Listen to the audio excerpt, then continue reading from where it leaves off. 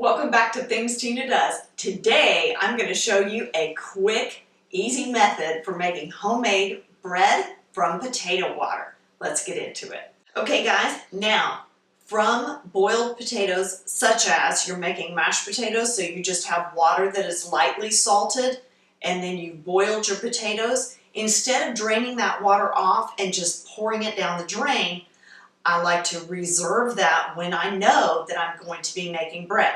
So I've saved a cup of that hot potato water, and look at that, even with a little bit of potato, just a little bit of that pulp from the potato is great in there, okay? That into a bowl. Now, into that, I like to add just a little pinch of salt, and you're not going to see me do this very often, but a little tiny pinch of white sugar. Little tiny, just a few grains, literally like a tiny pinch. Okay, then into that you can use a bread flour or an all-purpose flour. I like the unbleached for this. When you're adding your flour, you're going to add about a half of a cup to 1 cup of liquid approximately. Get that stirred in and get it to kind of a slurry type of, like if you were going to use a slurry to thicken a gravy, that type of thing. Okay, so you got it at still a pourable consistency. So I used about a half a cup, maybe a little bit over a half of a cup. And you know what?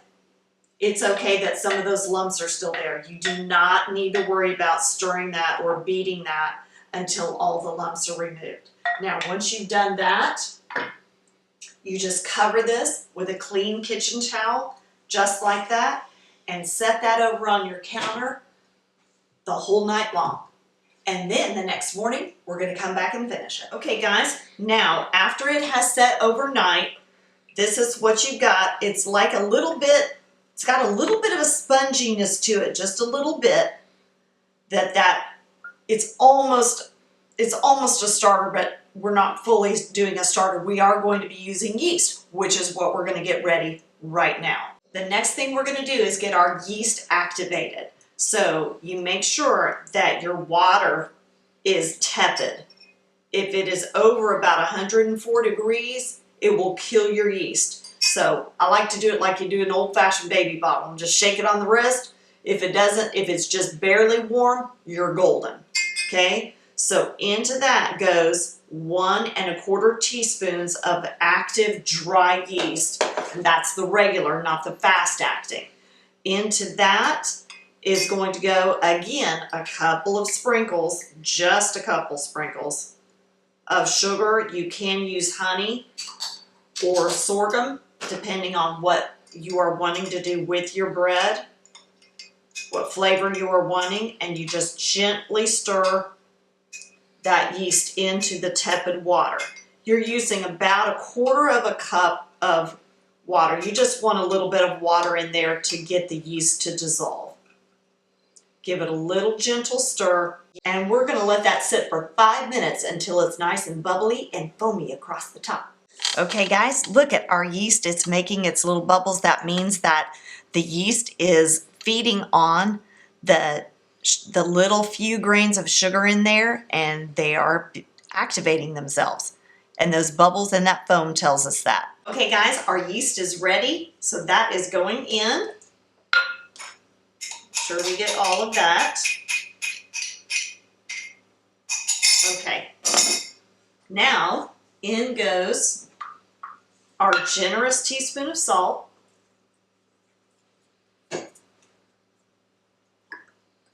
about a teaspoon of oil, teaspoon to 2 teaspoons, depending on how rich you want your bread. That's what determines how much oil or fat you want to involve. Just a little bit of sugar, and again, at this point in time, you can use whatever. If you want to use honey or molasses or coconut sugar or agave, Use any of that. And we're just going to stir that in. So into this, you're going to add about 1.5 cups of flour and just get that stirred in really well. You want to make, you see I've got like a batter right now, right? Obviously, we need to add more flour. I'm adding this at about 1/4 cup at a time because I don't want to get too much flour in my bowl before I'm ready to turn it out on a floured surface and go to it with the good old vessels. Okay. Something that I love about this recipe, you guys, I came up with this several years ago when my schedule was just all over the place. I was working crazy hours. The kids were young. Well, some of the kids were young. Some of the kids still are young. And I needed a recipe for homemade bread that worked with my schedule. And that is how I came up with this. And I've just loved it ever since. It's my go-to and it's really my favorite because, as you'll see later, the potato water and that little bit of potato pulp in there gives such a nice, delicate, soft crumb to the bread that I've just really, really enjoyed using this recipe over the years. Now, you want to get to this stage. Look at this, guys. You've added enough flour where it's not sticking all to the walls of the bowl anymore. It's forming its own dough ball here. That's where you want it. Okay, now from here, we're going to prepare our floured board to start the kneading process. All right. And by the way, guys, this recipe here is a single recipe. This is going to make like one good-sized loaf. Okay, now I put this out on a floured surface. You want to pretty generously flour your surface. I like to start with about 1/2 cup at least to about 1 cup of flour out on my surface. Okay, guys, now you start out with your flour generously spread out. You put your dough ball in the center, right? And it's going to kind of, it's very malleable at this point, okay? So you're going to start with the point away from you, pull it towards you, and press down and out, okay? Now, then you turn it about 1/4 turn, pull that again toward you, press down, down and out. And then you just keep doing that. And you can see how quickly, look how quickly, you guys, that dough is taking in that flour. It's becoming elastic. We are making a gluten bread, right? So you're seeing that stretchiness, that elasticity from the strands of gluten in the dough. And just keep working. As the dough takes in the flour, just keep working and pressing that flour back underneath your dough ball, okay? You're going to continue the kneading process. Look, most of that flour, see, has been incorporated. You're going to continue the kneading process until the dough is not sticky and really has a nice bounce back when you knead it. Okay? All right, now at that point in time, look at this. Look, we've got that nice dough ball there. We're going to let that rest for 2 minutes, and then we're going to come back and give that a quick little knead. In that meantime of 2 minutes, I'm going to prep my bowl. Okay, guys, now while your dough ball is resting for that 2 minutes, you can do 2 things. You can clean your bowl and have that all ready, and also get all those little hangers on of those little dough pieces off your fingers because, and there is a reason for that, you don't want the little hard pieces to get involved in your bread dough, in your loaf. So you want to get those washed off your hands, or at least rub them off into the trash can if you can. Little teeny bit of oil into your bowl. I'll show you why. All right, so your dough ball, you've still got a little bit of flour out here. We're going to turn this in a couple of kneads just one more time, and I'm going to show you what that does. Okay, so we're just going to turn this around. By that I mean kneading it until it's nice and really springy to the touch. And that resting of that 2 minutes really does that. Okay. And look how smooth that is. Lovely. Pat off the extra flour. And then in that prepped bowl with that teensy bit of oil, we put it down, move that oil around the bowl just ever so slightly, and you saw how little bit that was, just the tiniest bit, and then flip your dough over. Okay. Now, from there, we can cover this with our clean cloth, just like that. Set this in a nice warm place, not real warm, I'm saying like a sunny window or something like that. Just a little bit warm, and let this rise until doubled in bulk. And then I'm going to show you what to do with it at that stage. Okay guys, look at here. I love this. I love the science behind it. It's so cool. Look how this has doubled in bulk. It's ready to be punched down and kneaded out for its second rise. Now this is the rise where we're going to form the loaf, or we're going to put it in the pan, whatever we're going to use. I'm going to use my stone to do that, okay? So we're going to get that ready in a moment, but we still need a little bit of flour on our floured surface. All right, and this is the fun part. All the kids have always done it all through the years. Mom, it's my turn to punch down the dough. Okay, here we go. Look at that. How cool is that? Oh, I love it. And that's just going to come right out of there and down onto our flour. And we're going to knead this a little bit more. We're not going to have to knead it as much as we did the first time, because that first kneading we were adding a lot of the flour. This, we're just we're stretching out the strands of gluten. We're just stretching those out. Got some air bubbles in there, how fun. And you see it's not taking on much flour. It's really springy to the touch. And that's it, guys. That's it. And we're done. This is ready to go on our stone. Okay, so we're going to get that ready. I'm going to set that there one quick second. Now, I'm going to let this rise. I'm going to use my good old seasoned stone. And this is the color it used to be. When it was new, it was that real light tan. This is how well seasoned this stone is. You guys, it makes the best bread, the best pizza. So good. And if you guys want to know how to take care of a stoneware plate or dish, something like that, leave me a comment on that. I'll be glad to show you how to take good care of your stone so that it will last you for years. All right, onto the stone is going to go a little bit of coarse ground cornmeal or corn grits. Probably gonna, if you want to measure it out, it's probably gonna be about 2 tablespoons, something like that. But you really don't have to measure it. You just put out what we'll cover.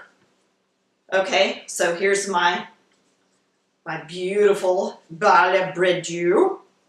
And I just need enough of those grits in the middle, where as this rises and expands, it won't stick to my stone. I'm just going to add a little bit more on the outside of this so that I'll be ready as that rises, because it's going to rise vertically. It's also going to expand horizontally, so I want to be ready for that so it doesn't stick to the stone. All right, same treatment. We're going to cover this with a clean cloth, and I've run out of clean cloths. We're going to cover this with a clean cloth and let it rise until doubled in bulk, again, in a nice little warm area in the kitchen. Okay guys, our bread has been rising for its second rise, and I've got it already on the stone because I have not yet mastered the sliding it from the countertop or whatever onto the stone. Not a proficient at that yet. But look at that! Ah, so exciting. Look at that beautiful dough ball right there. Our oven is preheated to 350, and it's going to go for about 30 minutes. It usually takes between 25 to 35. We're going to go for 30 and make sure it's done. Okay guys, our bread is done, and I did pop that up to 375 because I had decided I wanted a crisper crust on the bottom. So I did bake this at 375, and it went for about 30 minutes. Okay, let me show you something. So you guys will not forget to do what I forgot to do just this time. For some reason, I meant to do it, and I forgot to do it. I got in a hurry. You got to score your loaf like this. Okay guys, as soon as your loaf is ready to go in your pan, you want to come in. If it's a round loaf like this, you want to score your loaf, which means you're just going to give some vent points for that bread with a nice sharp knife, just like that. And you're ready to let that rise. Because I forgot to score my loaf, it came out beautifully, but it also came out lopsided. Okay, so it's still gonna taste good, but we're gonna keep this loaf for the family, okay? Now let me show you another trick, and this is how you can know that your bread is done all the way through.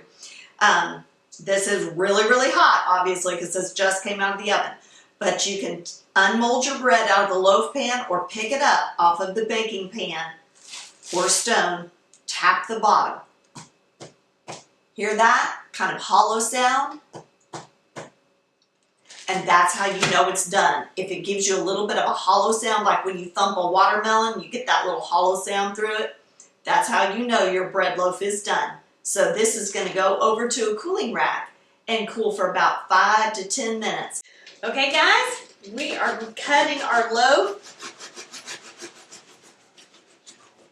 Oh my goodness sakes. There's hardly anything better in this world than the smell of fresh made bread. And because I forgot to score my loaf, got a big hole in the middle of my loaf. But that's okay, it's still going to be good. And we're going to put some butter on this. Oh, goodness sakes. So, because I keep unsalted butter for the most part in the house, I'm going to put a little tiny sprinkle of salt on the top of that. Just a little bit. Mmm. Mmm. Oh, that's so good. It's got a thin crust, but a nice chewy crust. Oh, it's so good. And then the crumb with that potato water and that potato sponge that we did, the crumb it's soft and silky. Like the texture of the bread inside, it's so soft and silky on the palate, and that nice tight crumb that you get with that, oh, it's so pleasing.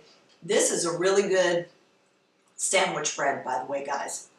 Or after it's done and cooled off, toast it in the toaster, a little bit of butter, tiny little sprinkle of salt, or your favorite jam or preserve. Oh, this bread is really good for a lot of different applications, not just sandwich bread or eat it when it's hot, you know. Oh, so good. Anyway, you guys give this a try. Of course, remember to score your loaf like I did on the second one, and I forgot on the first one. Score your loaf so it comes out a little bit more rounded for you guys. Let me know how it turns out for you. And of course, if you haven't already subscribed to the channel, guys, please do that. And we'll keep bringing you some of our favorite videos to help you out in your home too. And we'll see you next time on Things Tina Does.